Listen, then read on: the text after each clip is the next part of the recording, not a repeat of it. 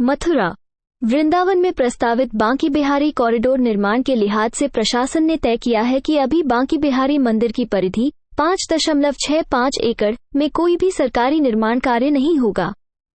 निजी निर्माण कार्य की अनुमति पर भी रोक लगाई गई है।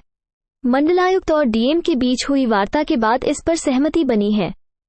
इसके पीछे मंशा ये है कि कॉरिडोर निर्माण के दौरान फिर से तोड़ने से बचने के लिए नए निर्माण न किए जाएं। वृंदावन में वर्तमान बांकी बिहारी मंदिर की 5.65 एकड़ परिधि में ठाकुर श्री बांकी बिहारी कॉरिडोर बनना प्रस्तावित है। हाईकोर्ट ने इसके निर्माण का रास्ता साफ कर दिया है। राज्य सरकार इसके लिए 150 करोड़ रुपए का बजट प्रस्ताव भी पास कर चुकी है। चुनावी आचार संहिता के चलते इस पर अभी तक कोई काम नहीं हो पाया, मगर अब आचार संहिता हट चुकी है।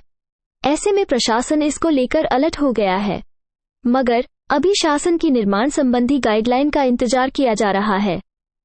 कॉरिडोर बिहारी जी मंदिर के सामने 5.65 एकड़ क्षेत्र में प्रस्तावित है, जो जमीन की भौगोलिक स्थिति के चलते 2 हिस्सों में होगा। इसे विद्यापीठ और परिक्रमा मार्ग से जोड़ा गया है। प्रस्तावित कॉरिडोर में बिहारी जी के भक्तों की प्रत्येक सुविधा का ध्यान रखा गया है। इसमें एक साथ 10,000 लोगों की मौजूदगी हो सकेगी। इस पर करीब 505 करोड़ रुपए के खर्च का आकलन किया गया है। कॉरिडोर के लिए करीब 276 से अधिक दुकान और मकानों का अधिग्रहण किया जाएगा। इसमें 149 आवासीय, 66 व्यावसायिक, 57 मिश्रित भवन हैं।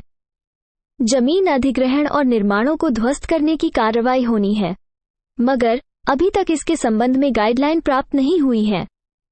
गाइडलाइन में ही तय होगा कि आखिर जमीन अधिग्रहण को किस दर पर किया जाएगा।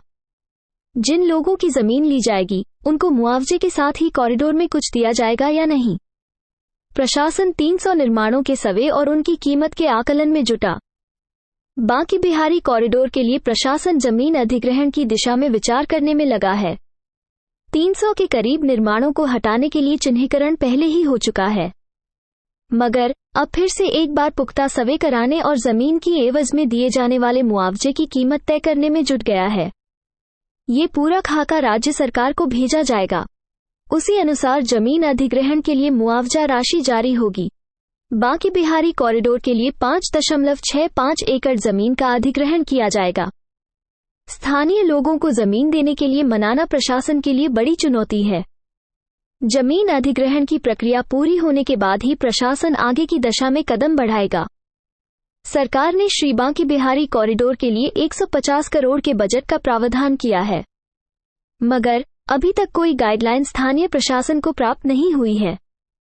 गाइडलाइन आते ही कार्रवाई शुरू कर दी जाएगी। फिलहाल कॉरिडोर के संभावित क्षेत्र में नए निर्माण कार्यों पर रोक लगाना तय हुआ है।